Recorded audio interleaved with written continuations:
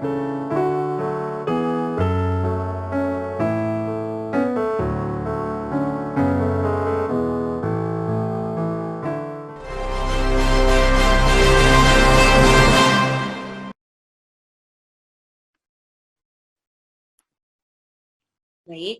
terima kasih Mas Daris dan Mbak Hanifah.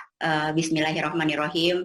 Yang terhormat Rektor Telkom University, Bapak Profesor Dr. Adi Wijaya, Wakil Rektor Bidang Akademik, Bapak Dr. Dadan Rahadian, PGS Wakil Rektor Bidang Sumber Daya, sekaligus Wakil Rektor Bidang Admisi, Kemahasiswaan, dan Alumni, Ibu Dr. Dida Diah Damayanti, kemudian Wakil Rektor Bidang Penelitian, Inovasi, dan Kerjasama, Ibu Dr. Rina Pujiastuti, Bapak Ibu Dekan, Bapak Ibu Direktur, Wakil Dekan, dan seluruh jajaran struktural. Tentunya yang terhormat narasumber kita pada pagi hari ini yaitu adalah Prof. Juhairi, kemudian Bapak Ibu dosen dan juga tenaga penunjang akademik yang saya banggakan. Assalamualaikum warahmatullahi wabarakatuh.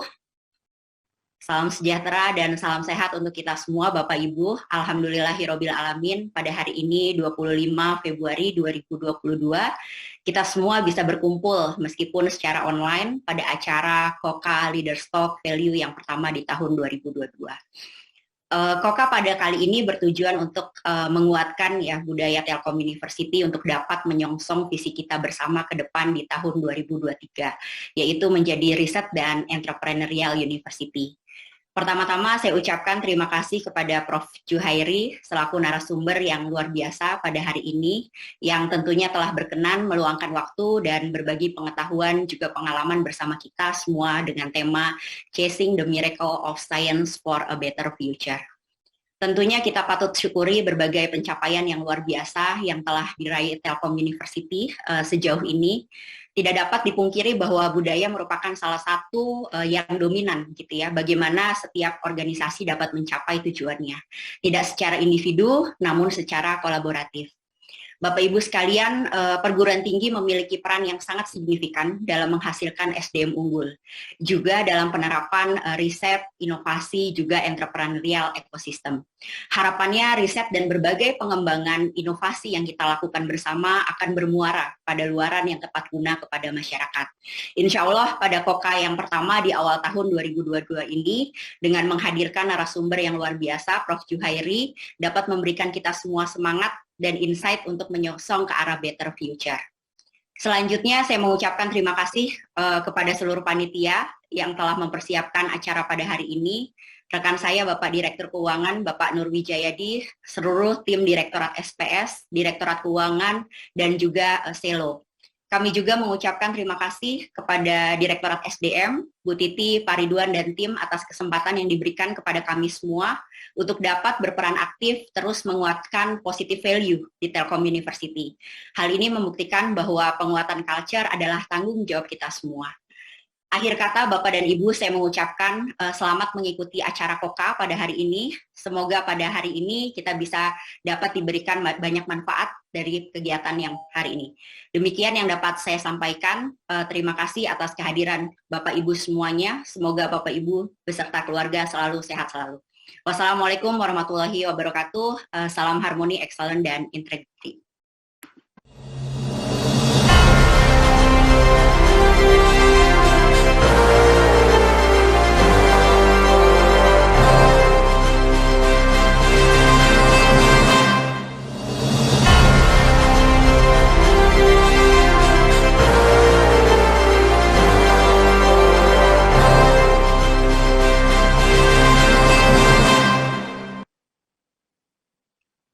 Terima kasih Mas Daris. Bismillahirrahmanirrahim. Selamat pagi, salam sejahtera untuk kita semua. Assalamualaikum warahmatullahi wabarakatuh. Yang kami hormati dan sama-sama kita muliakan narasumber kita, Kang Prof. Juhairi, Wilujeng Sumping di Telkom University, Kang Ju. Hatur nuhun, Kang. Yang kami hormati juga para pimpinan Telkom University, Bapak Ibu Wakil Rektor, Bapak Ibu Dekan, Bapak Ibu Direktur, Bapak Ibu Kaprodi, Ketua Kelompok Keahlian, dan tentunya rekan-rekan semua sivitas akademika, rekan-rekan dosen, tenaga pendidikan yang kami cintai. Alhamdulillahirrabbilalamin, bersyukur kehadirat Allah Subhanahu wa Ta'ala. Hari ini kita dipertemukan meskipun kondisinya adalah daring karena Omicron di sini lagi lumayan tinggi, Kang Prof. Jadi saya sangat bersyukur melihat rekan-rekan semua. Saya lihat beberapa video terlihat ceria, terlihat sehat, alhamdulillah. Semoga kesehatan terus membersamai kita dan rekan-rekan yang sedang diuji dengan COVID-19 semoga segera sehat kembali, segera pulih kembali dan semuanya senantiasa dalam lindungan dan kasih yang Maha Kuasa. Amin ya rabbal alamin. Rekan-rekan semua, terima kasih atas kehadirannya dan terutama narasumber ini yang luar biasa hari ini insya Allah akan menginspirasi. Mungkin perlu kami tegaskan juga bahwa ini adalah merupakan kegiatan rutin kita setiap bulan mengadakan kalender Culture Action ini. Tujuannya adalah untuk menghidupkan budaya organisasi. Tadi Mbak Firly sudah menyampaikan bahwa culture ini adalah sebagai engine, diharapkan bisa mengakselerasi segala apa yang menjadi visi yang sudah ditetapkan, apa yang menjadi harapan, sehingga kebermanfaatan dari keberadaan dari Telkom University ini benar-benar bisa dirasakan oleh masyarakat dan oleh bangsa ini. Tadi disampaikan juga bahwa culture kita memiliki pilar, 3 pilar, paling tidak harmoni, excellence, integrity, di mana diharapkan satu sama lain. Saya terus mengingatkan, kita harus saling menjaga satu sama lain, saling mengingatkan untuk senantiasa memberi yang terbaik, dan kemudian semua itu adalah dilandasi dengan integrity.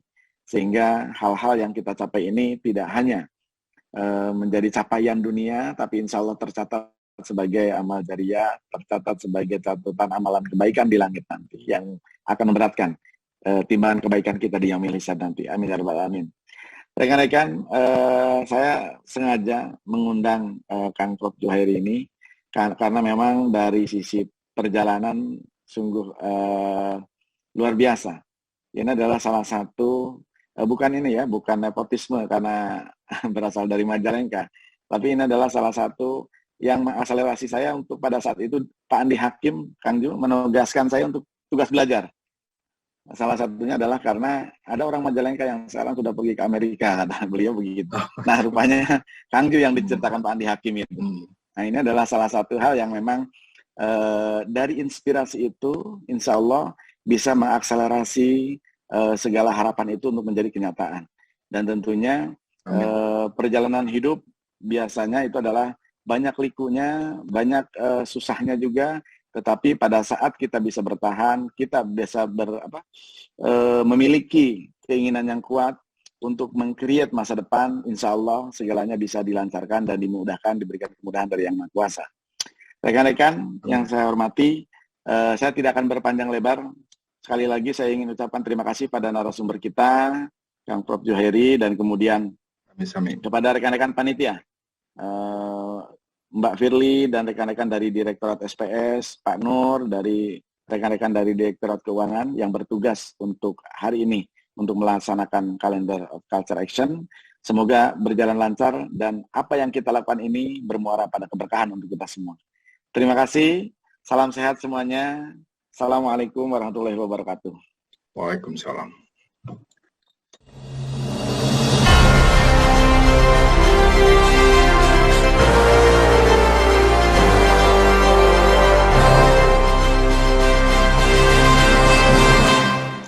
Baik, terima kasih Kang Daris dan Mbak Hanifah, Bapak Ibu pimpinan Telkom University, serta Bapak Ibu hadirin semuanya. Sebelum Profesor Juhairi menyampaikan materi, izinkan saya untuk memperkenalkan secara singkat profil beliau. Profesor Juhairi dilahirkan di Pinangreja, Majalengka pada 7 Oktober 1966. Ini cerita tentang tanggal lahirnya cukup menarik ya Prof, saya baca di buku Prof. Kemudian Profesor Juhairi ini menamatkan S1 di program studi Statistika Universitas IPB tahun 1990. Kemudian gelar master diraih oleh beliau di program studi Public Health Science dari Wake Forest University School of Medicine, Winston-Salem, North Carolina pada tahun 1996. Gelar PhD berhasil diraih pada tahun 1999 dari program studi Epidemiology, School of Public Health, University of North Carolina at Chapel Hill. Beliau saat ini menjabat sebagai VP and Head Global Safety Science Sanofi, serta sebagai Adjunct Faculty School of Public Health, University of North Carolina at Chapel Hill. Beliau telah menghasilkan banyak sekali karya. Salah satunya adalah buku Statistic of Dreams, sebuah memoir yang berisi kisah perjalanan beliau dari desa di Majalengka hingga meniti karir profesional di Amerika Serikat. Bapak Ibu hadirin yang saya hormati, izinkan saya untuk menyapa Prof. Juhairi. Selamat malam Prof. Assalamualaikum. Waalaikumsalam Mbak Ade, THD. Selamat pagi di Indonesia ya. Iya, selamat pagi di sini Prof. Ya. Baik, senang sekali Prof. Juhairi dapat bergabung di acara KOKA hari ini. Dan pada kesempatan kali ini, tema yang akan disampaikan oleh Prof. Ju adalah Chasing the Miracles of Science for a Better Future. Ya, menarik sekali nih temanya ya Prof. Ya. Baik, tanpa berpanjang lebar, saya persilakan kepada Prof. Juhairi untuk dapat menyampaikan materinya. Mangga Prof. Hatur nuhun THD. Bismillahirrahmanirrahim. Yang terhormat Pak Rektor Kang Profesor Adi Wijaya yang kebetulan batur salembur dari Majalengka. Tapi dari Kang Prof bilang ini bukan nepotisme ya. Yang terhormat juga jajaran kepemimpinan staf di Telkom University.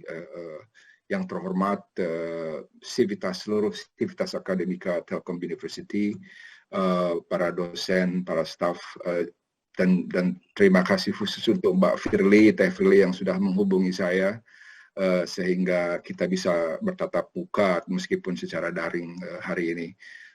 Terima kasih juga untuk panitia, untuk MC yang sangat baik juga untuk Mbak Ade, moderator. Salam hangat untuk semua hadirin. Di Princeton sekarang ini agak aneh. Biasanya kalau sudah menjelang bulan Februari itu sudah musim semi. Jadi saya sudah mulai senang, udah hangat gitu ya. Tapi baru tadi 2 jam yang lalu sekolah anak saya nelpon katanya besok diundur sekitar 3 jam karena ada hujan es. Jadi sekarang di luar betul-betul dingin, ya itulah. Ya, tapi meskipun di sini dingin, salam hangat saya untuk semua hadirin di tanah air. Waktu Mbak Firly mengontak saya, beliau berbicara tentang bagaimana kita menguatkan budaya kampus, budaya di Telkom University untuk mengarah ke riset yang kuat, entrepreneurship yang excellent, yang kuat juga. Nah, saya senang sekali dengan topik ini karena filsuf Jerman Bismarck bilang the thriving nation always have a strong culture.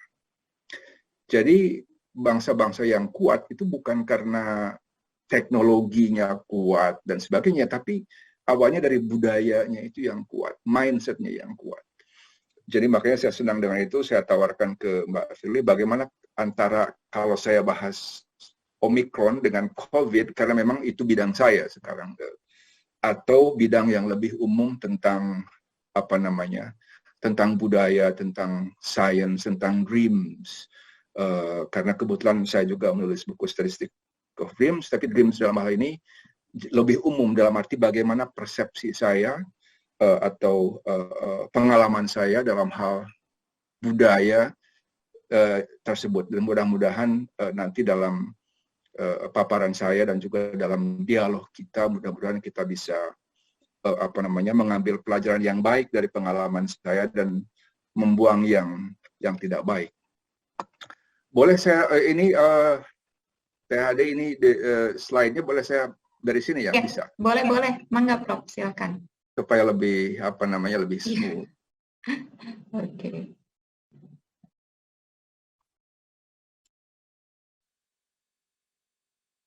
Sebentar saya pakai, oke. Baik, chasing the miracles of science for better future. Nah, ini juga kebetulan tema dari Sanofi saat ini. We chase the miracle of science for the better world. Ya, apa namanya, miracle dalam hal ini bukan dalam arti agama atau ritual mukjizat ya, tapi satu keajaiban bagaimana kita bisa terus-menerus mengejar keajaiban sains untuk dunia yang lebih baik. Nah, ini mau saya rangkai dalam kerangka budaya sains tersebut.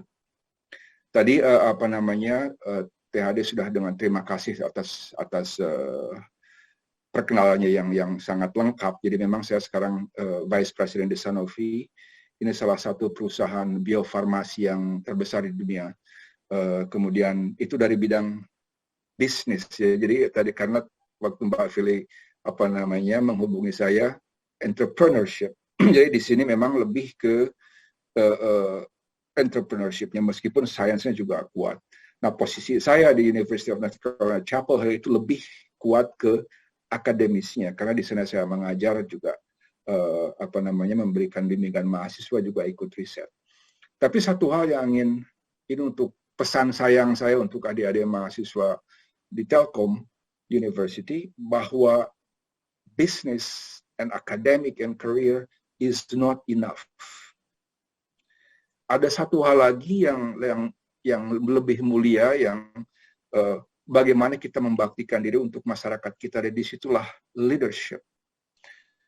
Ya, everybody is a leader. Semua orang pemimpin sebetulnya. Nah, bagaimana kita membuktikan atau menyumbangkan kepemimpinan kita di masyarakat luas. Nah, makanya sekarang saat saya, meskipun saya sibuk di akademis dan di bisnis, tapi saya selalu menyempatkan waktu untuk memimpin atau minimal terlibat dalam program-program internasional yang bersifat kemasyarakatan. Nah, IMI atau IMI itu Innovative Medicine Initiative.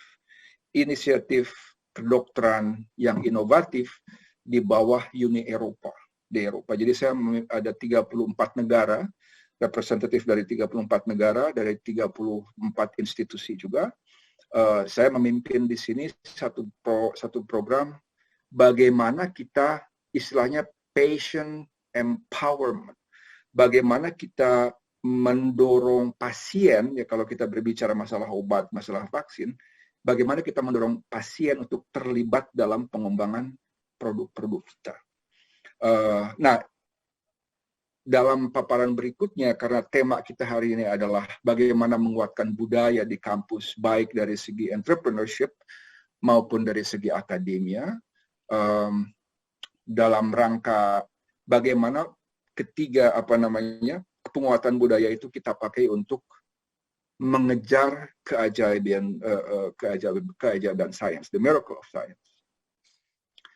Baik, jadi di samping itu tadi THD bilang bahwa saya nulis buku. Di samping 3 hal yang tadi saya sebutkan, saya memang juga aktif menulis. Dalam arti yang namanya akademisi, yang namanya kalau kita dari bidang akademisi, menulis itu harus. Ya, dan di samping menulis karya-karya ilmiah di jurnal internasional, nanti akan saya paparkan sedikit, saya juga memang menulis novel atau juga menulis yang ini memoir, dan buku ini terbit tahun kemarin. Sebetulnya originalnya bahasa Inggris, jadi saya tulis dalam bahasa Inggris. Bukan saya ingin melupakan bahasa ibu, bahasa Sunda, bahasa Indonesia ya, tapi sengaja karena apa? Karena saya ingin mengangkat budaya Indonesia di dunia internasional, terutama Sunda ya, karena latar belakang saya Sunda. Makanya saya tulis dalam bahasa Inggris dulu, tapi dengan ke latar belakang kebudayaan Sunda dan Indonesia yang kuat. Nah, karena pada saat bahasa Inggris yang itu terbit, Statistics of the Memoir, saya bilang ini mungkin orang Indonesia akan tertarik juga, akan bermanfaat juga bagi orang kita. Jadi saya terjemahkan ke bahasa Indonesia. dan ujung-ujungnya saya terjemahkan ke bahasa Sunda. Cuma yang terjemahan Sunda saya nggak sendirian, ada yang bantu karena bahasa Sunda saya bahasa Sunda pasar. Jadi kalau untuk novel kan agak lain. Ya. Sunda Majalengka. Sunda Majalengka. Jaware kadang-kadang. Ya. Jadi dalam konteks ini ya saya hadir di sini, satu kebanggaan bagi saya hadir di keluarga Telkom University karena bagi saya education is number one. Makanya saya selalu senang ketemu mahasiswa, ngobrol dengan mahasiswa, sedikit banyak kalau saya bisa menyemangati mahasiswa. Makanya mudah-mudahan dalam diskusi kali ini belajar dari segala kegagalan saya, dari semua perjuangan saya. Karena dunia itu berat dan semakin lama semakin berat. Pagi ini jam 7 waktu tengah malam, kemarin malam saya masih nulis. Saya buka CNN, Rusia menyerang Ukraina. Wah, saya bilang ini dunia ini memang tambah rumit, gitu kan. Dan saya merasa prihatin karena apa zaman dulu waktu Kang Profesor Adi Wijaya, saya dulu masih kecil di Majalengka, itu dunia ini nggak terlalu rumit, tapi semakin lama semakin rumit. Ini tantangan. Tantangan. Jadi kalau saya rangkum ya, tantangan-tantangan kita ini yang saya amati, itu banyak. Dan ini itu artinya apa? The future of our nation, para mahasiswa kita, generasi muda kita, tantangannya mungkin lebih sulit atau minimal berbeda dengan tantangan generasi dulu seperti saya, Kang Profesor Adi Wijaya, Mbak Philip masih muda ya. Mungkin beda. Nah, peace, tentang kedamaian itu satu masalah. Sumber daya alam, natural resources yang semakin menurun, populasi terus meningkat. Nah, tentu saja pendidikan jadi masalah besar kan. Jadi jangan dikira di Amerika aja, jangan dikira mendapatkan pendidikan tinggi itu gampang, sangat susah di sini. Nah, apalagi di negara-negara berkembang ya. Tentu itu akan berpengaruh pada ekonomi, dan ini yang saya amati semakin besar juga, inequality, ketimpangan antara yang kaya dengan yang miskin, antara berbagai golongan. Jadi saya bukannya menakut-nakuti, kita tinggal bagaimana menghadapi semua tantangan ini sebagai budaya. Dan bagi saya, dan ini semangat untuk adik-adik, saya ingin kutip satu sebelum ke sana, jangan lupa pandemi. Ya, sebagai epidemiologis, ini memang bidang saya tiap hari mengamati bagaimana perkembangan COVID, di samping juga perusahaan saya sekarang sedang mengembangkan berbagai vaksin dan juga obat. Ya. Dan Omikron, kita lihat di sini ini tren global di dunia ya. Omikron itu puncaknya jauh lebih tinggi dibanding puncak-puncak sebelumnya. Untung saja bahwa gejala dari Omikron itu lebih ringan dari Delta dan Beta seterusnya. Untung. Bagaimana ke depannya kita nggak tahu. Kita nggak tahu. Sekarang sudah sudah lebih dari 420 juta yang terpapar. Hampir 6 juta yang meninggal. Dan saya tidak mau bermuluk-muluk bahwa ini nggak akan hilang. Dugaan saya ini tidak akan hilang. Nah, mudah-mudahan kalau dari segi teori epidemiologi, biasanya virus yang seperti ini biasanya tambah lemah gitu dari segi gejala, tapi tambah menular seperti flu, seperti cold gitu ya. Jadi mudah-mudahan kita semakin bisa menyesuaikan diri sehingga meskipun coronavirus ini ada di antara kita bisa mengatasinya. Tapi ini juga tantangan besar karena efeknya apa? Dari segi ekonomi, dari segi sosial, politik ini sangat besar. Kita semua sangat prihatin. Jadi sudah banyak tantangan yang memang sudah dari sononya begitu. Sekarang ada COVID. What can I do? What can I do? Apa yang bisa saya lakukan? Dan di sini saya ingin mengajak Civitas Akademika Telkom University, terutama untuk generasi muda, untuk melihat ini bukan sebagai tantangan, tapi sebagai kesempatan ya. Ada beberapa megatrend yang saya amati juga. ini banyak sekali topiknya, tapi yang paling pas dengan mahasiswa kita adalah labor market shift. Semuanya serba otomatis.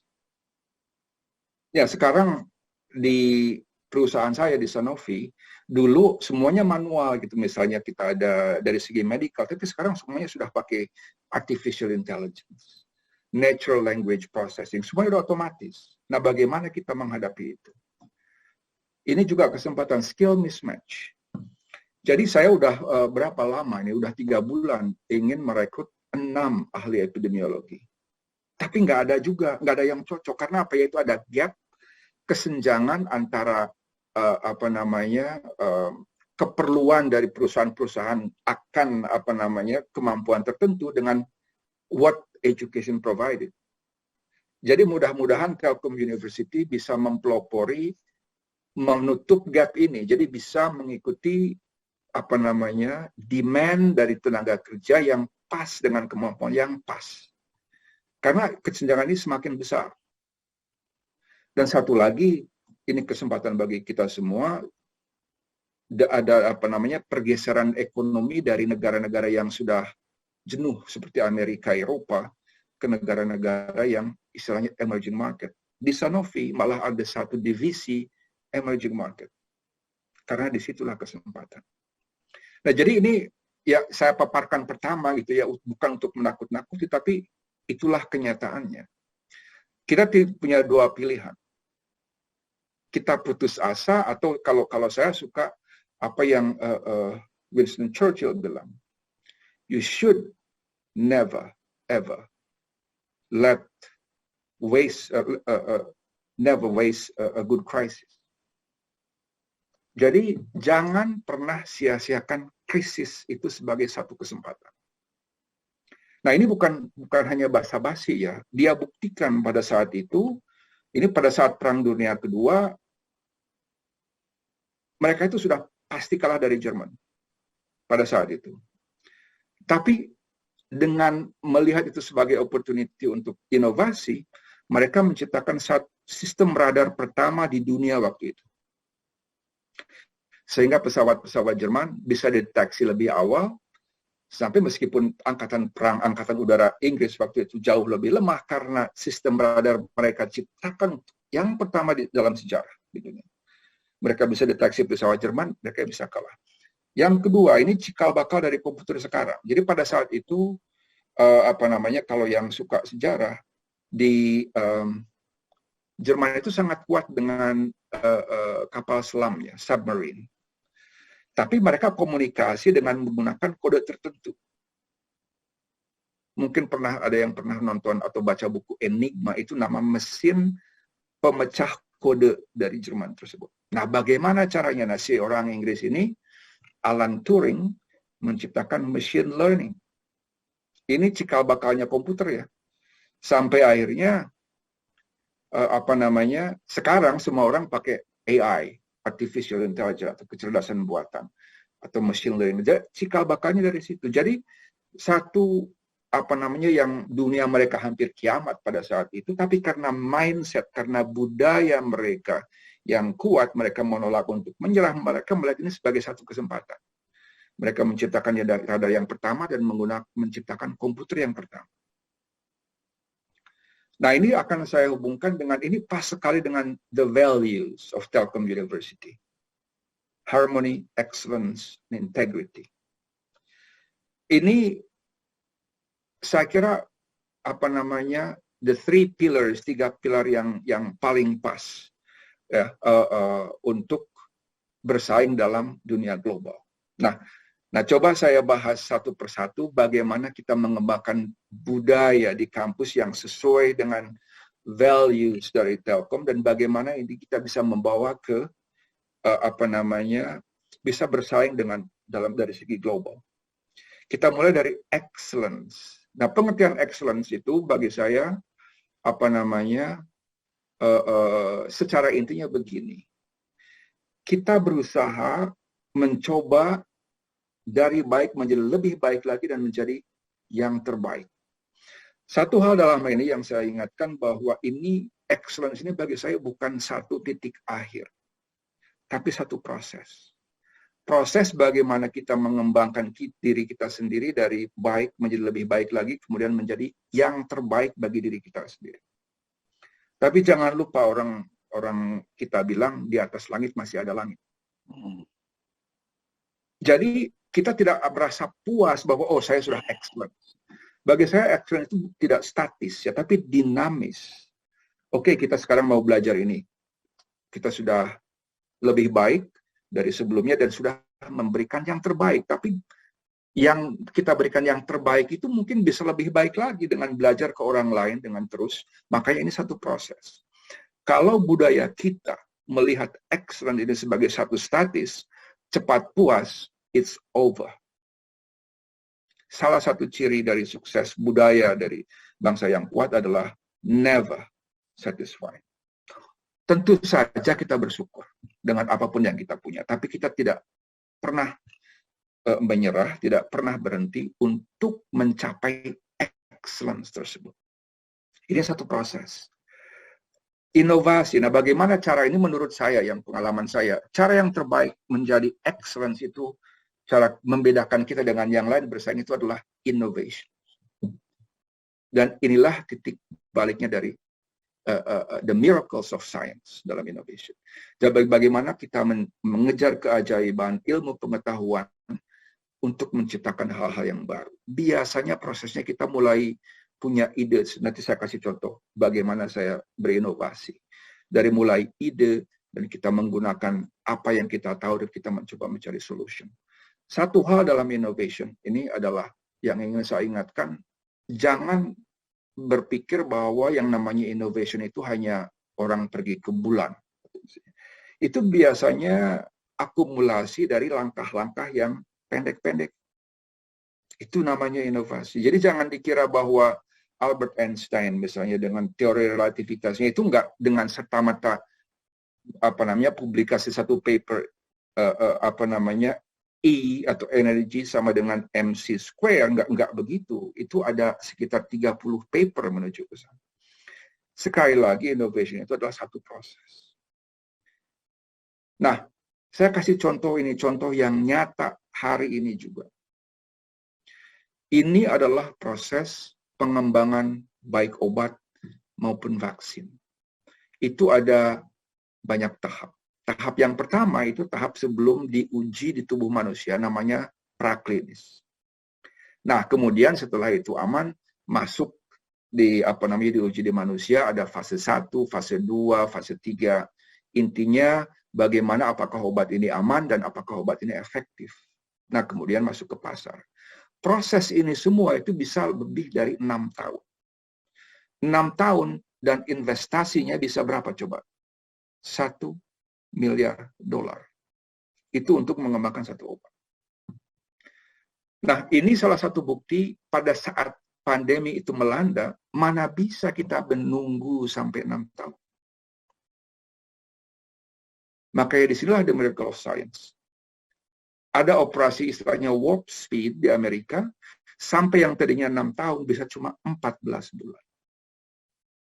Karena apa? The miracles of science. Ya, kalau ada waktu saya akan bahas sains seperti apa aja. Keajaiban apa aja yang kita capai sehingga kita bisa 14 bulan. Mungkin bapak-bapak, ibu-ibu, adik-adik mungkin pernah dengar mRNA vaksin. Itu adalah keajaiban. Itu adalah innovation. Ya. Dan yang ingin saya sampaikan, mungkin audience mikir, wah itu kan orang Amerika, itu orang Inggris. No. Orang Majalengka terlibat di sini. Jadi dalam arti, jangan kecil hati, jangan merasa bahwa kita ini kalah. You can do it. You can do it.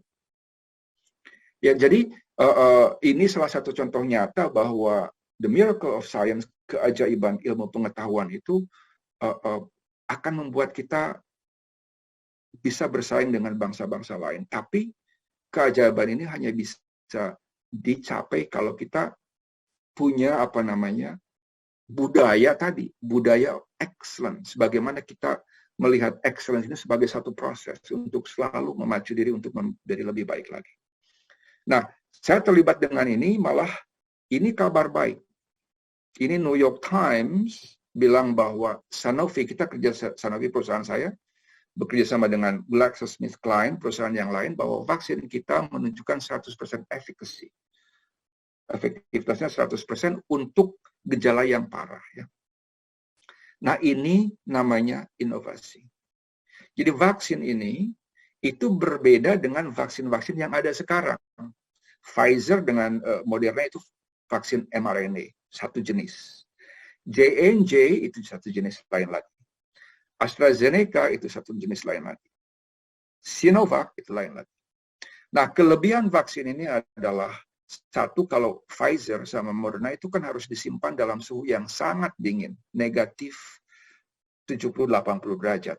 Vaksin Sanofi cukup di kulkas biasa. Dan jauh lebih murah. Karena apa? Sebetulnya inti utama bahannya dari telur. That is innovation. That is the miracle of science. Nah, sekarang saya mungkin pertanyaannya, kenapa saya bisa ke sini? Kenapa saya bisa tersangkut paut, bisa aktif di inovasi terbaru yang menghasilkan vaksin dalam waktu 14 bulan, dan kebetulan vaksin kita beda dengan yang lain, dan mudah-mudahan ini akan semakin melengkapi jenis-jenis vaksin yang ada.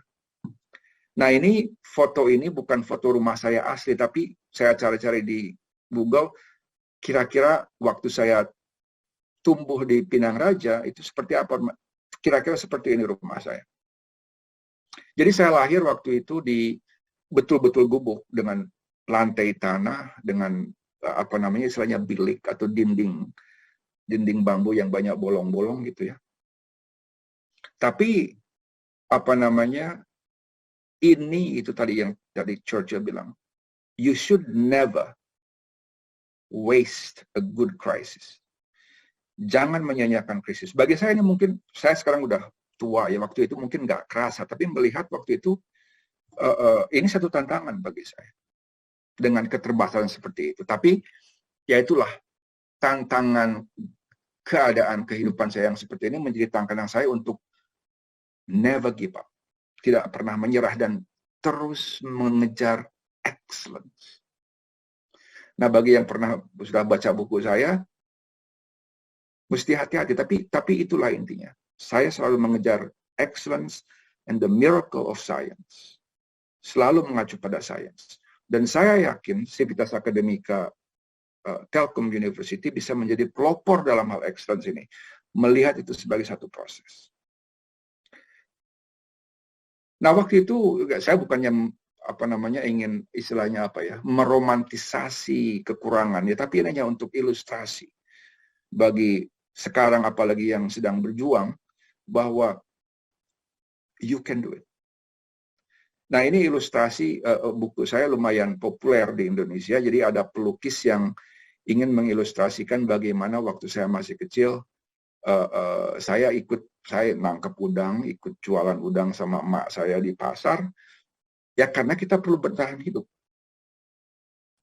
Sampai waktu itu saya udah pikir nggak, masuk SMP zaman itu biaya masuknya mahal. Belum lagi SPP dan sebagainya. Saya bilang, udahlah, nggak usah masuk ke SMP, udah saya tinggal di kampung aja. Begitu.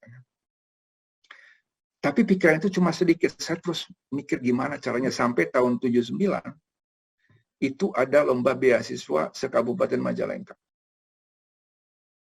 Nah, saya ikut. Saya menang waktu itu. Jadi waktu itu 48.000 hadiahnya, saya masih ingat. Nah, yang 12.000 itu saya beli sepeda Simking. Karena ini saya bilang pas untuk naik sepeda, kan untuk ke sekolah. 12.000 lagi untuk biaya masuk. Nah, sisanya itu bapak saya pakai modal untuk bikin warung. Jadi kehidupan kita lebih baik setelah warung itu. Nah, kenapa saya membawa kisah ini ke audiens sekarang, terutama mahasiswa ya, bahwa siapapun bisa bangkit dari kekurangannya, siapapun. Karena apa? Saya dari Majalengka, saya dari Jawa Barat, saya dari Indonesia. Kalau saya bisa, semua orang bisa. Ya. Dan itu dalam hal pengalaman saya betul-betul menerapkan the culture of science, the culture of excellence. Bagaimana saya tidak pernah puas. Terus terang, saya waktu ada negatifnya juga sih. Karena apa? Satu-satunya cara bagi saya untuk melangkah selanjutnya adalah memenangkan beasiswa. Jadi pada saat di SMA, saya setiap ada beasiswa, saya selalu pengen nomor 1. Di kelas saya selalu pengen nomor 1. Jadi bagi saya nomor 2 it's a failure. Itu sesuatu yang buruk terus terang aja. Karena apa?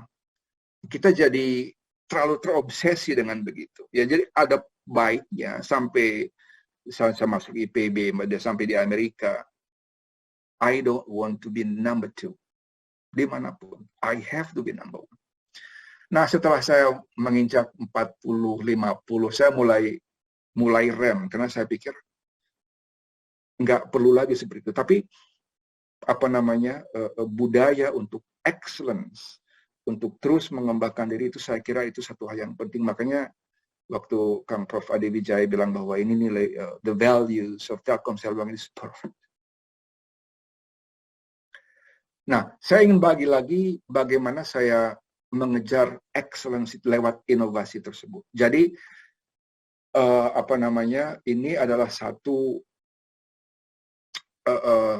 bagaimana tadi Alan Turing kan yang machine learning itu bagaimana kita menggunakan machine learning untuk mendeteksi masalah di sosial media.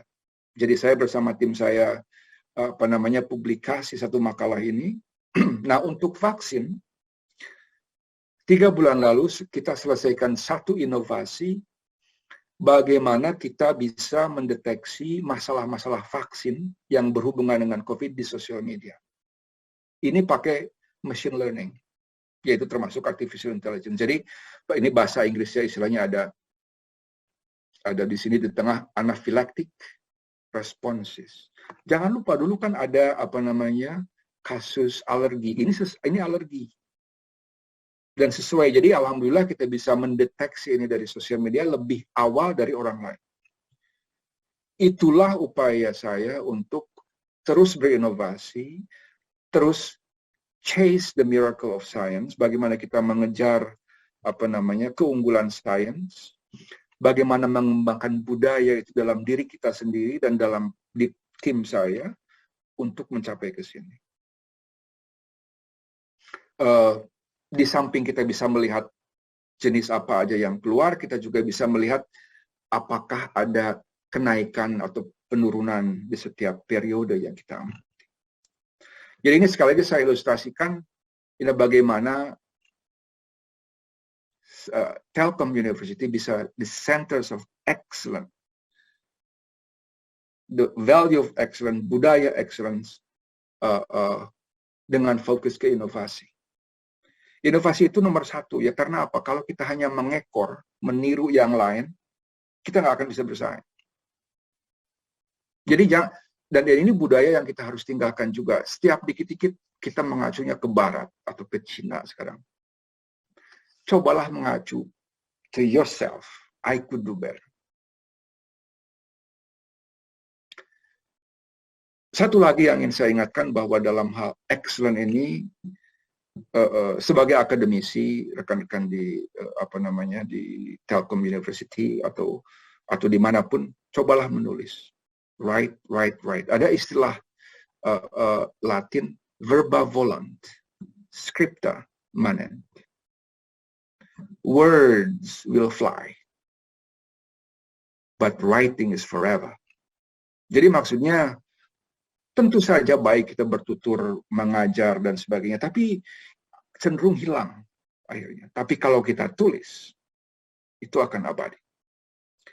Makanya saya meskipun sebetulnya dalam posisi saya sebagai Vice President di Sanofi, saya tidak diharuskan menulis. Jadi kalau kadang-kadang orang bilang, menulis itu memang di Amerika memang perlu syarat untuk kenaikan pangkat dan sebagainya di dunia akademis. Di Amerika pun begitu, di industri mereka nggak peduli. Tapi karena posisi saya ada 2 itu dan memang saya merasa bahwa menulis itu perlu, saya usahakan setiap tahun menulis minimal 1 artikel ke jurnal ilmiah. Istilahnya peer reviewed for publication. Jadi ada wasitnya, kita nggak bisa publikasi begitu aja. Dan ini mudah-mudahan saya bisa bantu kalau perlu keluarga besar Telkom University publish.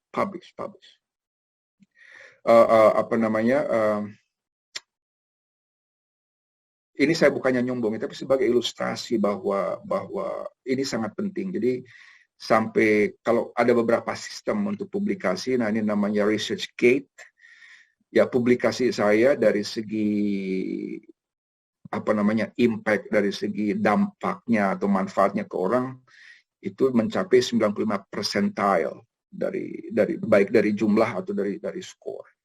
Nah, ini saya merasa senang karena apa? Biasanya orang yang aktif di riset, di industri, publikasi nggak pernah gitu. Tapi saya betul-betul publikasi karena apa? Saya merasa apa yang saya tahu itu akan jauh lebih berguna kalau saya tulis dan orang bisa belajar. Makanya impactnya tinggi karena inovasi-inovasi saya itu mereka pakai juga, banyak yang pakai.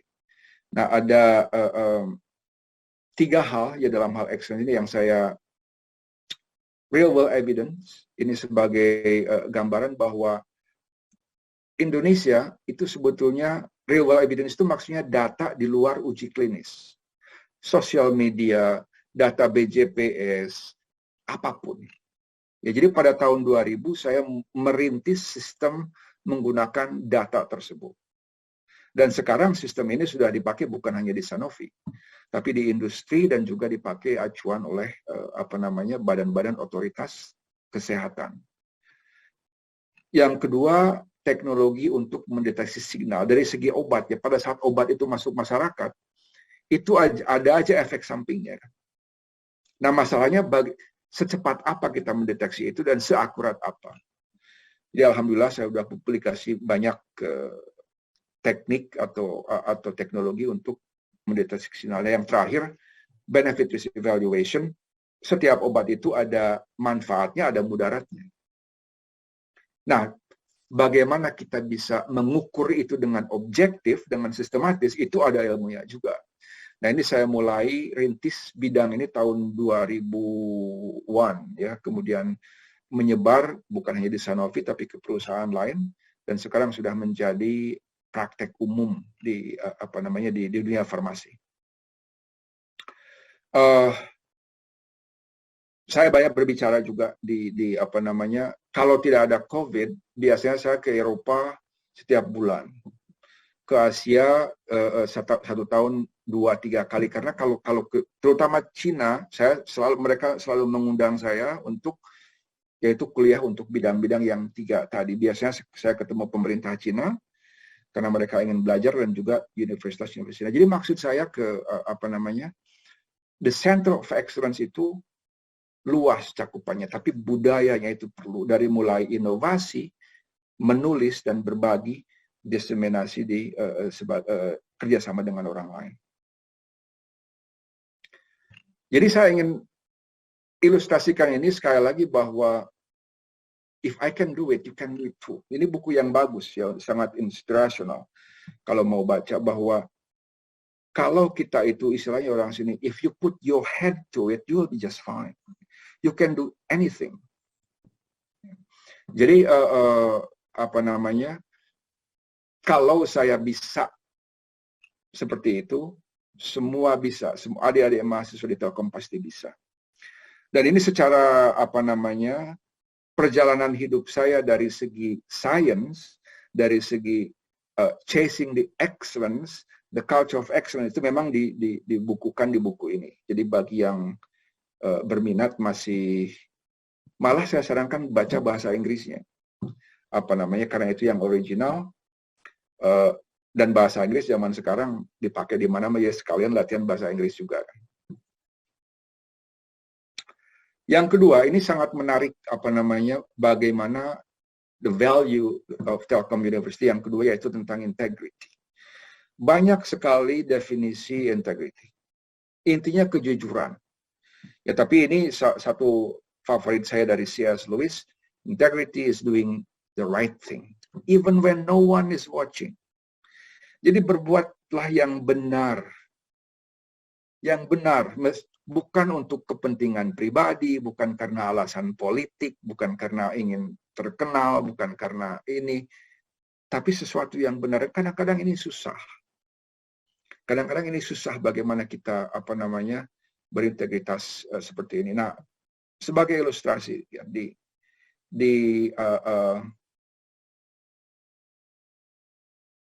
sudah puluhan kali saya mau istilahnya di sini di Amerika dibajak oleh perusahaan lain.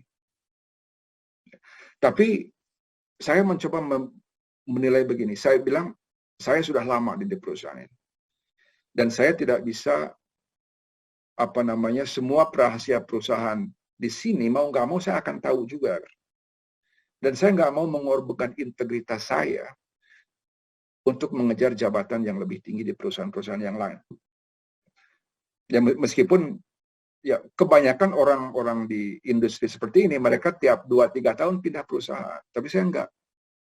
Dan alhamdulillah ujungnya sukses juga gitu kan. Jadi dengan mempertahankan integritas, kita bisa tetap bisa sukses. Nah,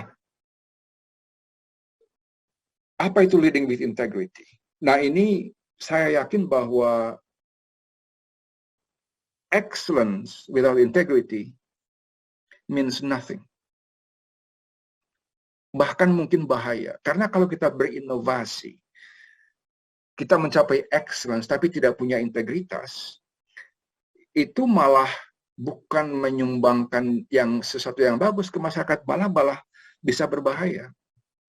Makanya dan ada dua hal dalam integrity yang ingin saya bahas di sini, yaitu seperti saya bilang tadi, siapapun itu adalah pemimpin. Jadi saya yakin bahwa Telkom University itu akan mempersiapkan para mahasiswanya bukan hanya dalam hal excellence, tapi juga dalam leadership. Dan mudah-mudahan dari pengalaman saya, leading with integrity itu ada beberapa ciri. Yang pertama, yang paling penting itu courage.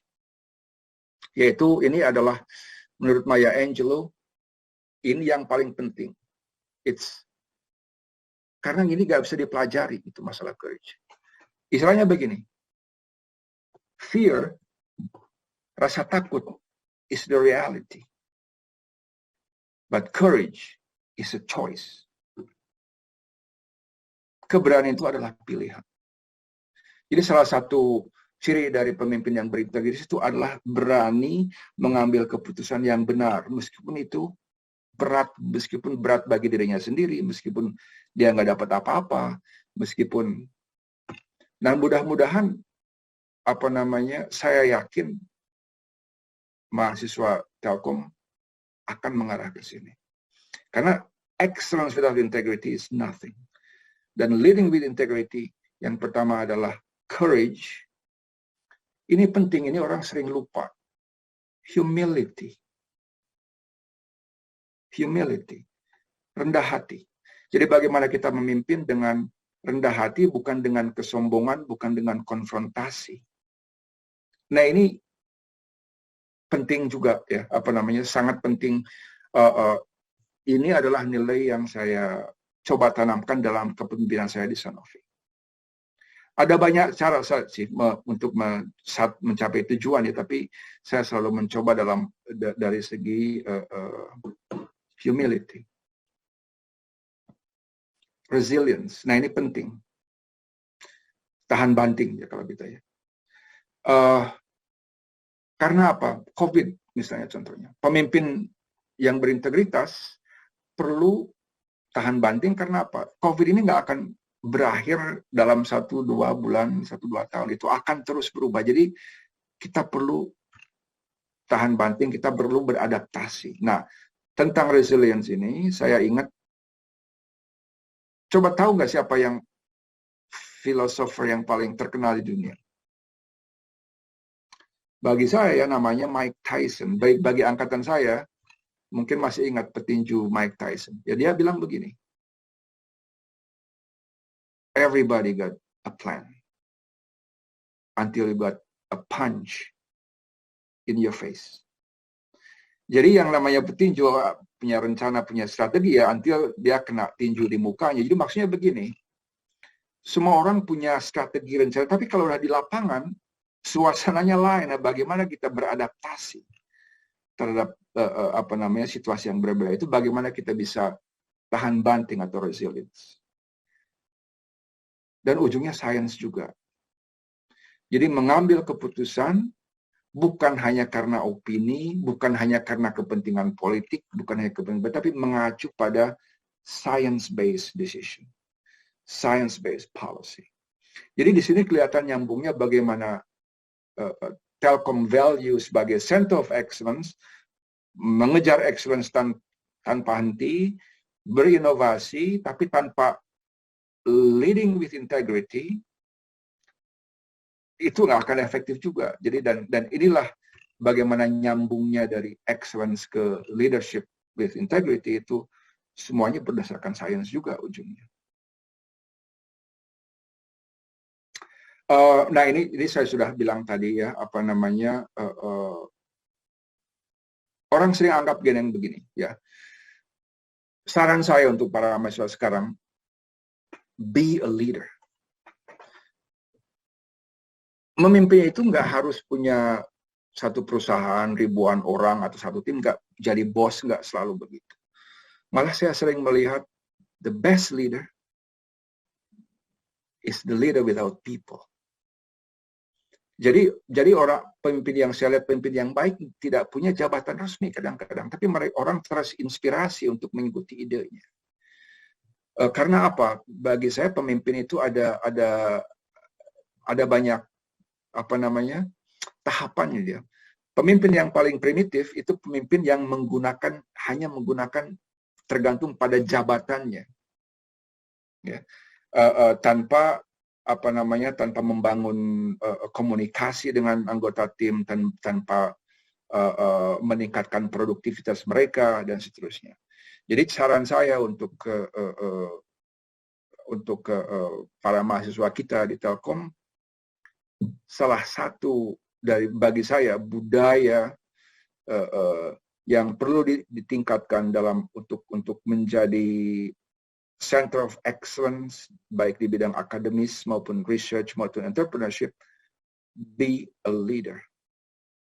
Nah, bagi saya be a leader ini adalah salah satu, be a leader yang berintegritas ya.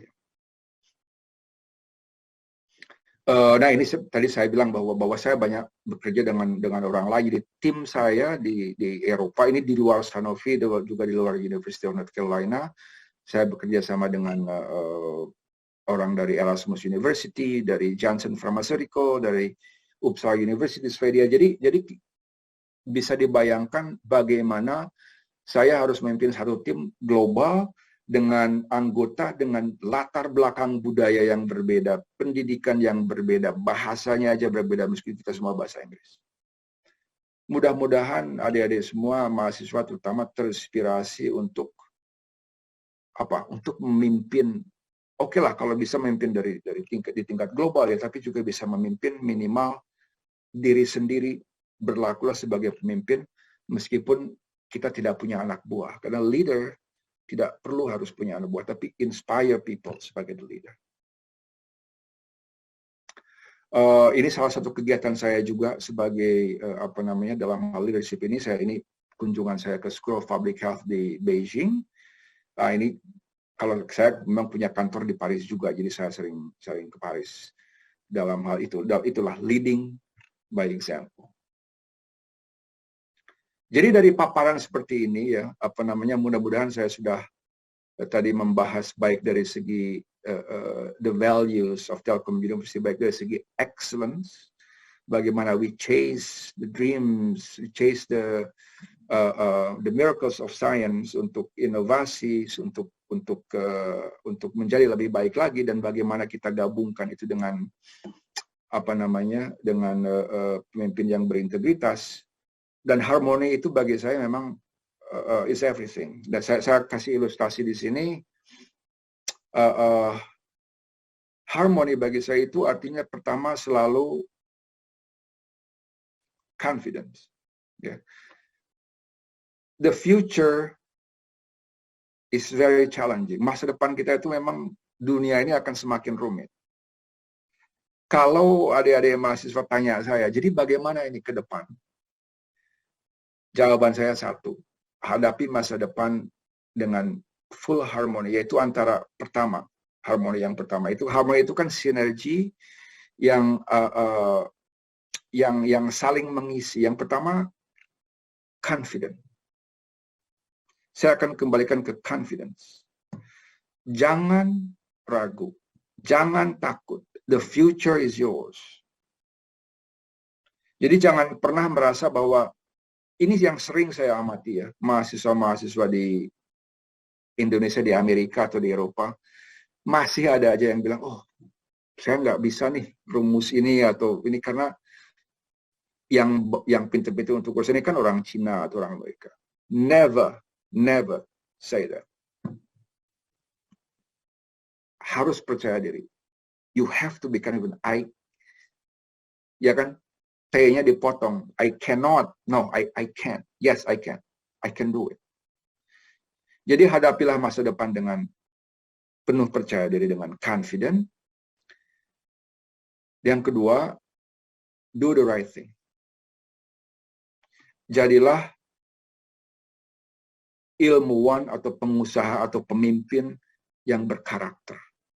Nah, kembalikan ke integrity, kejujuran, selflessness. Maksudnya ya jangan semau gue gitu, jangan hanya untuk egois, untuk kepentingan pribadi. Dan always responsibility. Dan yang ketiga, ini yang apa namanya, yang ingin saya tekankan juga, berbaktilah untuk masyarakat, bangunlah komunitas kita. Ya. Makanya apa namanya, meskipun saya jauh di Amerika, saya sangat dekat dengan komunitas di Indonesia, IPB terutama ya, karena itu alma mater saya dengan kawan-kawan di tempat yang lain. Jadi kira-kira begitu dari saya ya, bahwa mudah-mudahan the values, apa namanya, nilai-nilai budaya di Telkom yang baik itu excellence, yang 3 pilar yang saling mengisi, excellence, integrity, and harmony, mudah-mudahan itu semua menjadi bekal para mahasiswa kita, alumni kita, untuk menyongsong masa depan.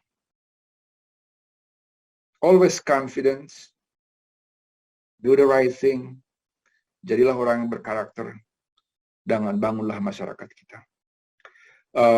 Baik, mungkin sebelum ini sebelum saya akhiri, saya tutup dengan satu video, boleh ya, Teh Ida? Boleh, silakan, Prof.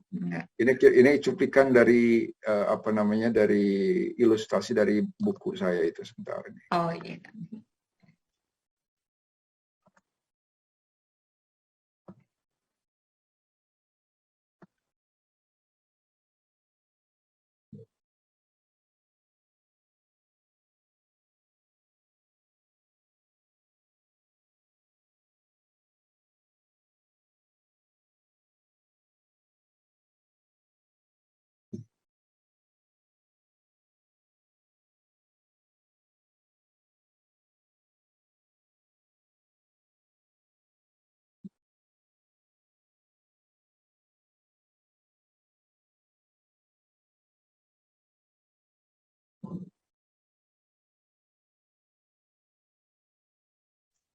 Mohon maaf, belum tampak di layar, Prof. Oh, belum ya, sebentar. Belum, ya, belum. Oh, sorry. Iya. Sebentar.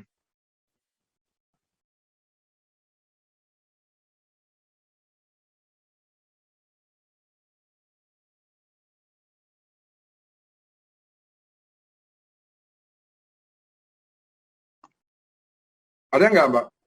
Ada. Oke. Ya, ini sudah.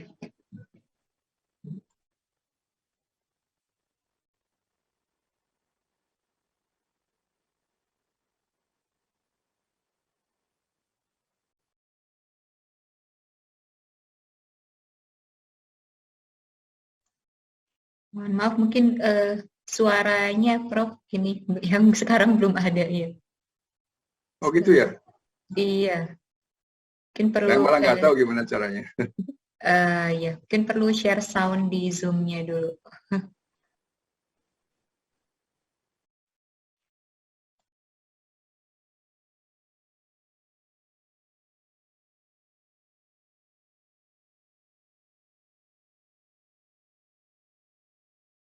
Masih belum ada suaranya, Mbak ya? Belum ada, Prof. Oke. Mungkin bisa di stop. Sepertinya di setting Zoom-nya mestinya untuk share sound. Oke. Ya. Sebentar. Ya udah kalau gitu udah aja. Pokoknya udah ada videonya sedikit. Baik, itu kira-kira begitu tadi apa namanya diskusi kita, paparan kita. Kalau ada pertanyaan kita bisa bahas. Assalamualaikum warahmatullahi wabarakatuh. Waalaikumsalam warahmatullahi wabarakatuh. Luar biasa, banyak sekali ini tadi ya termasuk quote-quote-nya ya, saya mencatat Prof ada banyak sekali, 10 mungkin lebih ini ya. Okay. Ini di chat box sudah ada beberapa pertanyaan dari para hadirin, Bapak Ibu hadirin. Terima kasih yang sudah menyimak dan memberikan pertanyaan untuk Prof Juhairi.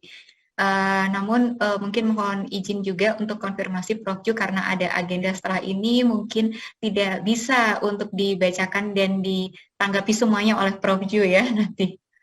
Betul. Ya, jadi begini, saya bilang ke Mbak Philip, bagaimana kalau kita geser acaranya dari 8.30 10.30, karena 10.30 saya diundang oleh Telkomsel. Jadi ada leadership forum untuk eksekutif Telkomsel bersama Kubik. Saya bilang bolehlah karena mereka nggak ada waktu lain. Saya bilang nanti jadi saya harus off kira-kira jam 10.25 ya Mbak Ade, karena saya harus transfer ke YouTube yang lain. Siap Prof. Jadi mohon izin nanti akan dipilih beberapa pertanyaan ya Bapak Ibu. Silakan ya. Ya.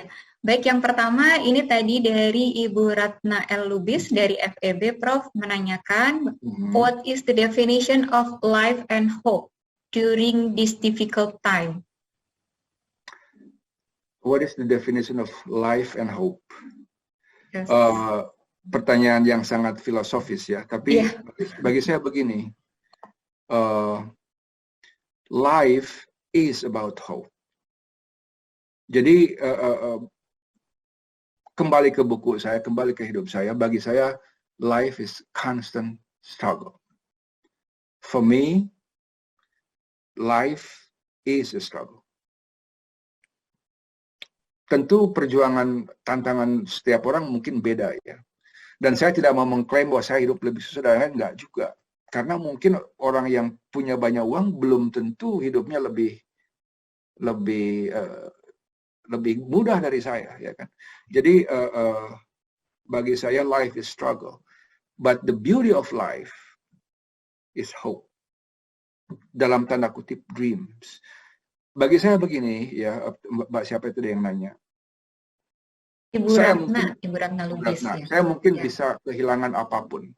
Saya mungkin sangat miskin dulu. Miskin mungkin vulgar ya, mungkin saya sangat susahlah hidup saya. Tapi satu hal yang saya kira saya lebih kaya dari orang lain apa? I have a dream. I have hope. I never lost hope. Bagi saya orang yang paling kaya di dunia adalah orang yang bermimpi, yang bisa bermimpi.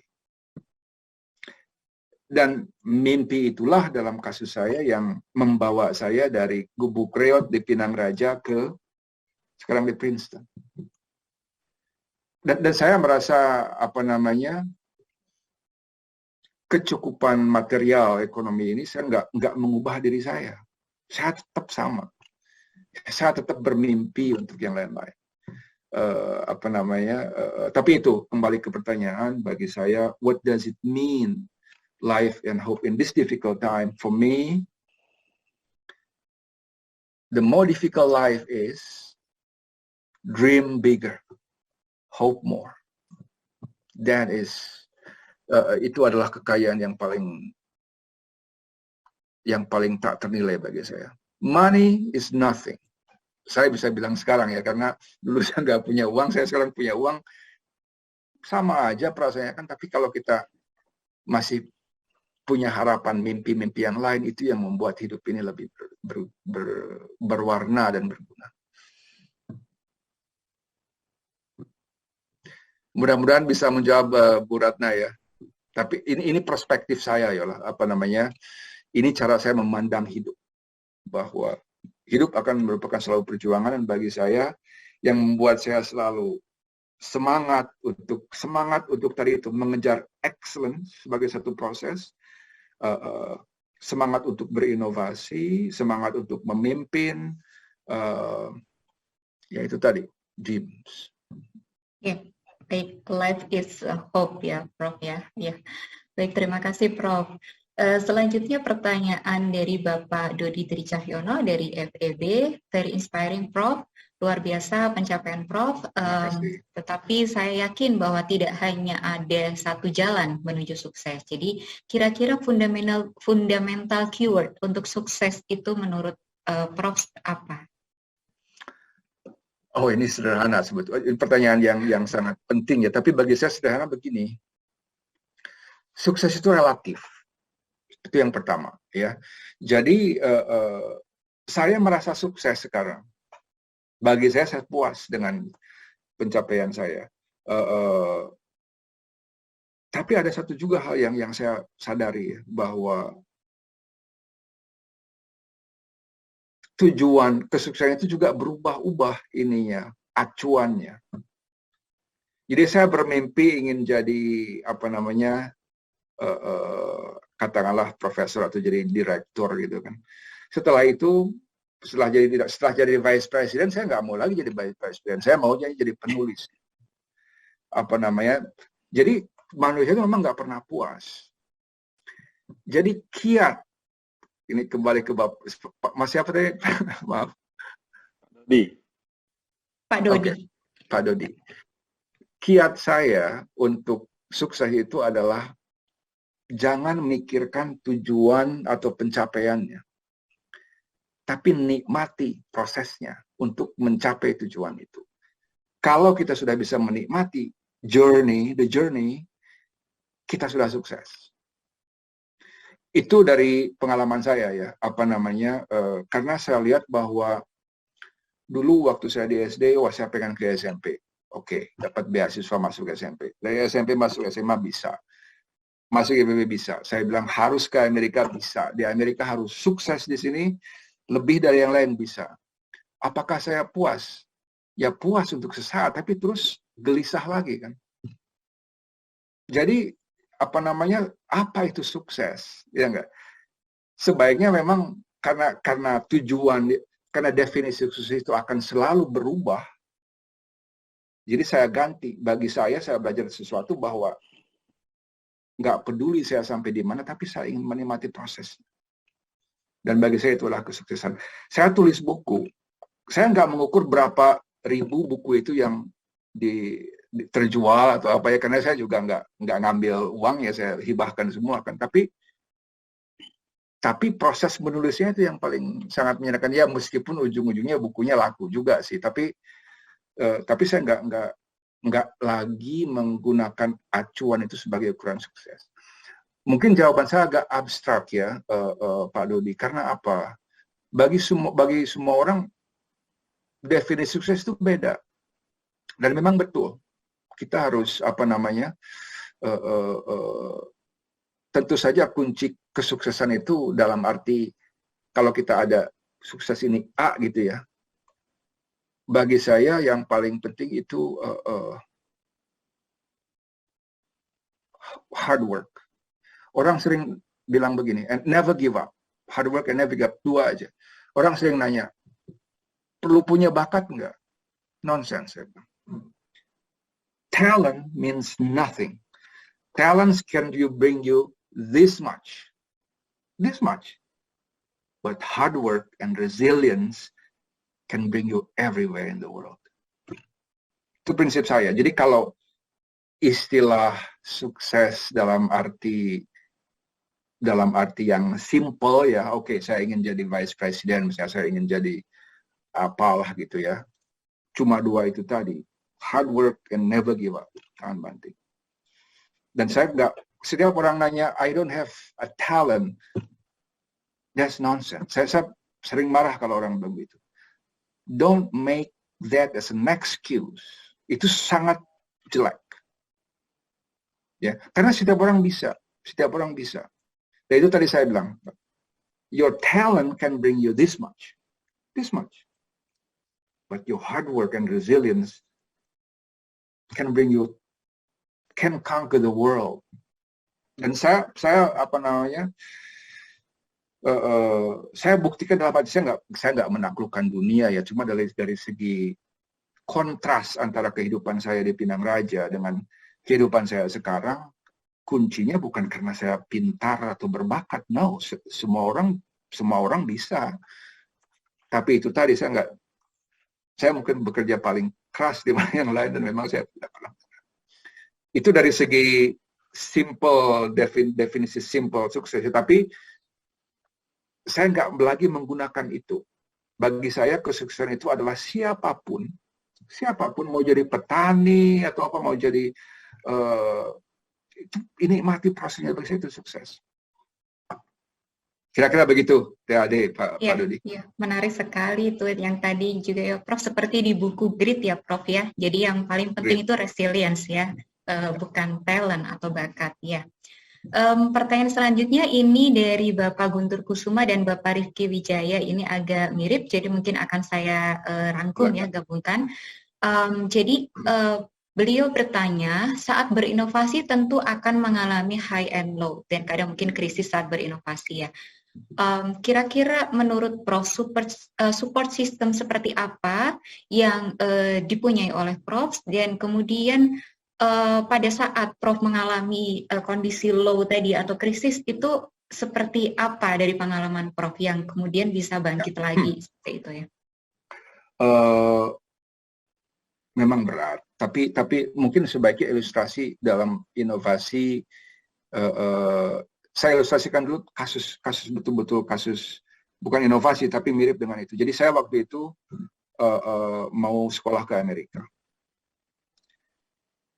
Saya bilang saya lulus cum laude di IPB. Saya menang mahasiswa teladan waktu zaman dulu, menang juara 1. Lomba peneliti muda Indonesia yang pertama menang juga. TOEFL paling besar, dan tapi nggak ada beasiswa dari pemerintah. Saya coba cari ke kedutaan juga waktu itu, jawab susah memang, sangat berat. Kuncinya bagi saya pribadi kadang-kadang begini, don't take yourself too seriously. Dalam arti jangan terlalu serius lah, oke lah, fine. I'll try again. Jadi itu salah satunya. Dan satu lagi dari segi inovasi, ini tahun 99 ya, waktu itu saya menyelesaikan disertasi. Nah, yang saya teliti waktu itu adalah bagaimana pengaruh penurunan bobot tubuh dan kenaikan bobot tubuh terhadap tekanan darah. Belum ada yang meneliti waktu itu, tapi saya kok rumit sekali ya. Jadi itu inovasi pertama saya mungkin di Amerika yang cukup berat, dan ini banyak lows-nya, Pak. Banyak sekali lows-nya. Nah, setiap orang caranya berbeda, tapi kalau saya sebagai sebagai Muslim ya tetap saya berdoa, tapi juga menyadari bahwa kadang-kadang begini, di samping berdoa kadang-kadang begini, kita harus istilahnya sampai begini, menantang gitu. Ini semuanya udah sulit, bring it on. Jadi seolah menantang. Bagi saya itu mungkin kadang-kadang ada saya bilang kebengalan saya, semakin susah urusannya, semakin membatu saya untuk terus ke sana. Dan itu bukan berarti bahwa semua orang. Jadi dengan kemarahan saya untuk bekerja lebih banyak lagi, saya tidak lagi low. Jadi kepaksa dengan kemarahan itu saya jadi lebih semangat gitu. Nah, itu minimal cara saya pribadi ya, tentu di samping berdoa, dengan dalam arti justru menantang lebih banyak, okay, just bring it on. Dalam bahasa Inggrisnya ya. Saya tantang lagi supaya lebih ini, dan saya jadi dalam kemarahan itu jadi saya lebih fokus dengan masalahnya. Social support penting saya kira Pak. Dalam arti keluarga itu berusaha, ada istilahnya begini, my heart, my mind is for my work, but my heart is for my family. Jadi kita bisa bedakan, ya memang susah sih, tapi coba dipilah-pilah, ini bisnis. Apapun ini urusan karir dan sebagainya. Tapi kalau udah ke rumah, coba lupakan dan fokus ke keluarga gitu. Itu salah satu. Iya, luar biasa sekali juga ya, Prof. Baik, Bapak Ibu, kemudian ini tadi ada sedikit pesan mungkin dari sesama tokoh dari Majalengka ya. Mangga Prof. Adi untuk mungkin dapat memberikan pertanyaan juga atau mungkin pesan-kesan Prof. Oke, terima kasih Bu Ade. Kang Prof, ini dari sisi nama pun sampai ada FNU-nya gitu ya. Itu kami alami juga karena cuma single name gitu ya. Hai appreciate, terima kasih banyak ini atas sharing inspirasinya. Sama-sama. Jadi memang benar yang disebut excellence tadi, prinsipnya adalah continuous improvement seperti hanya Kaizen gitu ya. Malah kalau kita lihat Jim Collins kan selalu mengatakan good is the enemy of the great. Tentunya tanpa melupakan rasa syukur gitu ya. Tanpa melupakan rasa syukur, tetap kita terus melakukan continuous improvement selalu lebih baik dari hari kemarin dan seterusnya lah gitu ya. Kemudian integrity juga tadi disampaikan bahwa ya prinsip ihsan lah, bahwa ada yang mengawasi kita, ada yang mencatat kita dan seterusnya. Niat ikhlas itu ada di sana. Jadi bukan pencitraan untuk memberikan yang terbaik, tapi insya Allah orientasi adalah kebermanfaatan gitu ya. Gitu. Hal yang lain terkait harmoni ini. Harmoni ini kan memang benar bahwa yang namanya perbedaan itu pasti ada gitu ya. Tapi yang kita carikan pasti kita memiliki persamaan, memiliki mimpi yang sama, ingin melakukan kontribusi tentunya senantiasa akan bisa dilakukan lebih masif, lebih luas apabila kita bisa berkolaborasi. Nah, untuk syarat berkolaborasi, syarat awalnya pasti memiliki perspektif, sehingga sudut pandang yang luas itu bisa membawa kita istilahnya tuh senantiasa bersama-sama menuju mimpi yang tadi di state gitu ya.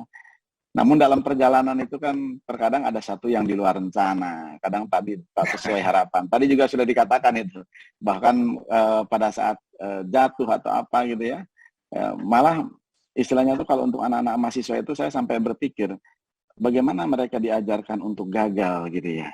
Saya mungkin di USA sana mungkin kurikulum hal-hal seperti itu disampaikan juga gitu ya, sehingga mereka lebih siap pada saat jatuh. Pemain bola pun belajar jatuh juga, sehingga tidak atau menghindari cedera yang lebih parah gitu ya.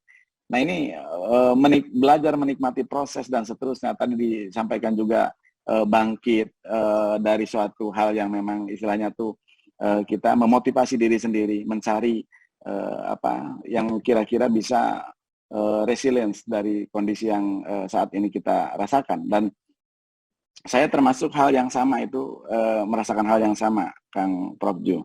Jadi pada saat saya termotivasi itu kadang-kadang karena memang ada yang underestimate, ada yang kurang peduli. Nah itu adalah satu hal yang memang istilahnya tuh sangat memotivasi gitu ya. Betul. Dan alhamdulillah dari situ memang muncul hal-hal yang memang disebutnya adalah, ya mungkin disebut miracle atau gimana gitu, tapi kalau menurut saya ini adalah perjalanan ini adalah satu hal yang perlu kita nikmati prosesnya. Nah, satu hal yang mungkin ingin sejalan dengan buku lah gitu intinya. Jadi kalau buku Mumbar Katineng itu kan saya bacanya asik gitu, pakai bahasa Sunda gitu. Sama-sama dari Statistic of Dream kan itu ya. Tapi poin penting yang lainnya itu adalah tadi ingin mengedepankan budaya.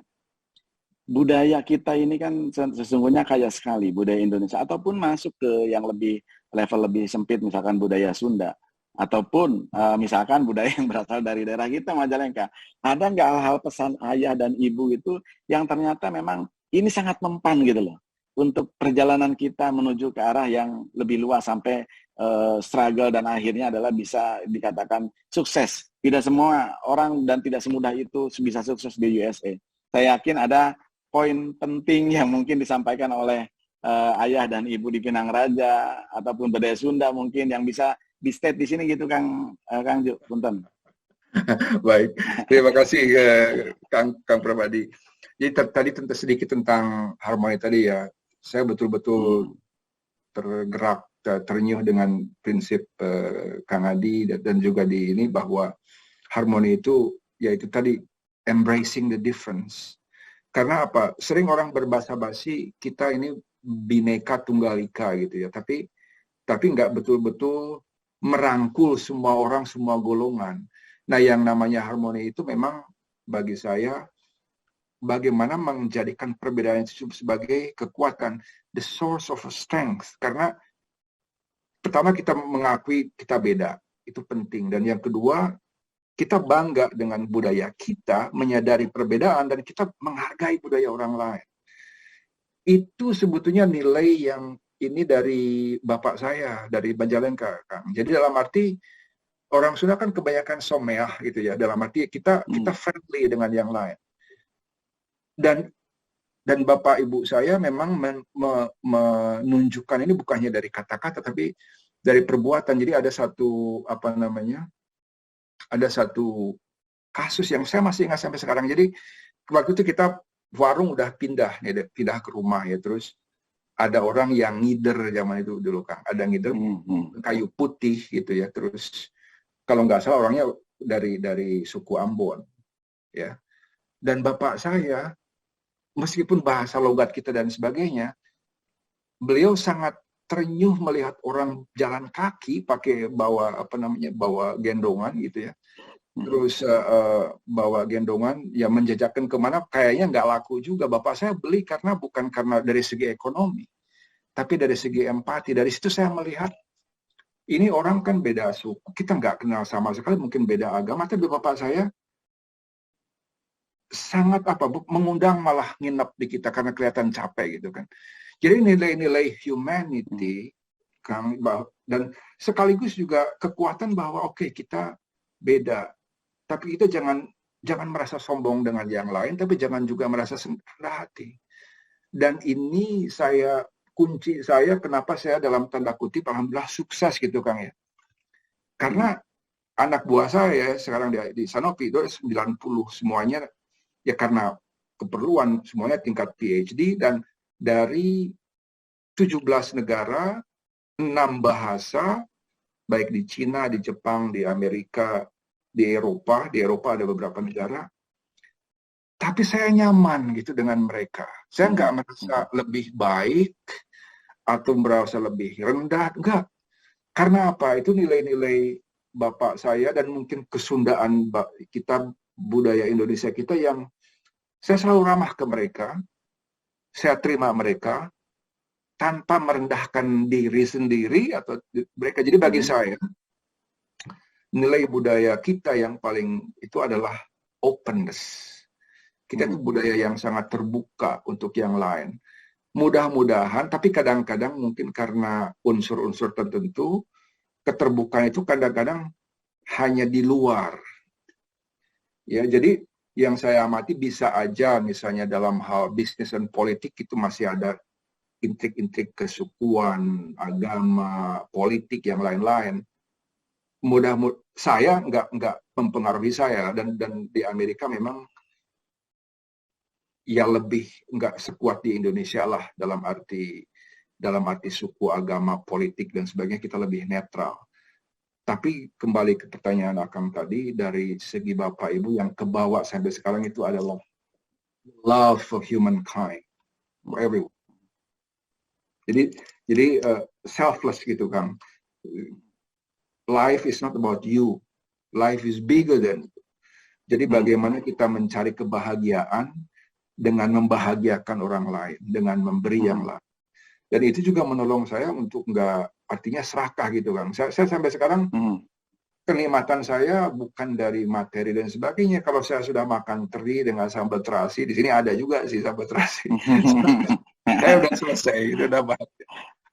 Kira-kira begitu Kang. Jadi dalam arti minimal dari pengalaman saya yang saya bawa dari orang tua saya itu adalah keterbukaan, rendah hati, dan bagaimana kita merangkul semua orang. Everybody. Nuhun, atur nuhun Kang Prof. Sami-sami Kang. Sehat selalu. Mungkin saya harus Mangga, sekalian ini nih, sekalian pamit Kang Adi, THD. Oh siap. Iya, baik. Oh udah 23. Mohon. Betul, ini Kang siapa namanya? Namanya Kang Jamil, orang IPB juga, Jamil Azaini dari Kubik itu. Sekarang sedang dengan Telkomsel. Jadi intinya ini memang mungkin nasib ya. Topiknya sama, leadership juga. Leadership juga, cuma mereka lebih mengarah ke istilahnya accelerator, influencer. Jadi bagaimana kita menginspirasi orang untuk menuju visi tertentu. Saya yang terima kasih Kang Adi, ini satu kehormatan bagi saya untuk diundang ke Telkom University. Saya berdoa mudah-mudahan seluruh keluarga Telkom University bukan hanya sukses, tapi selalu sehat, dan the three values is amazing, Kang. Excellent, Amin, ya Allah. integrity, and harmony. Amin. Nuhun, sehat sukses selalu Kang Prof. Mangga, terima kasih semuanya ya. Wilujeng, mangga. Terima kasih. Assalamualaikum. Assalamualaikum warahmatullahi wabarakatuh. Ya, baik.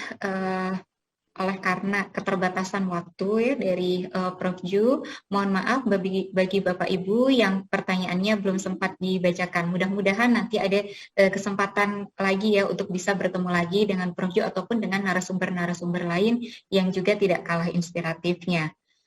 Untuk sesi selanjutnya akan saya kembalikan kepada MC. Silakan kepada Kang Daris dan Mbak Hanifah.